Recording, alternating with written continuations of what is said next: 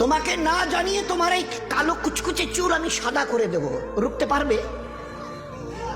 তোমার এই চোখের লাল চাহনি আমি ঝাপসা করে দেব, ঠেকাতে পারবে?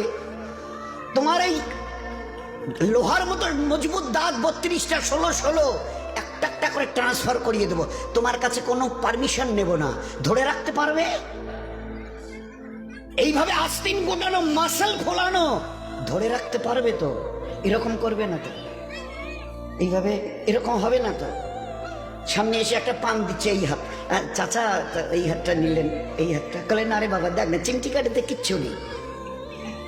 আসমান থেকে আওয়াজ দিচ্ছে, ও হাত তোমার কথা শুনে আমার, এ হাত তোমার কথা শুনে আমার, আমি এর পাওয়ারকে সিজ করে নিয়েছি।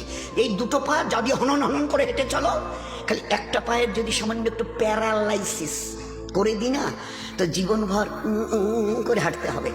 বেডরুম থেকে নিয়ে বাথরুম একদম লাগালাগি, অ্যাটাচড, আমরা বলি না অ্যাটাচড। তো এই বেডরুম থেকে নেমে বাথরুম কত 4-5 হাত, বেডরুমের দেয়াল আর এই যেই হচ্ছে বাথরুমের দেয়াল, মাঝখানে একটা দরজা, তো এখান থেকে উঠে ওই ঘর রুমটাতে পারবে? আছে পাওয়ার? কিসের দেমাগ তোমার?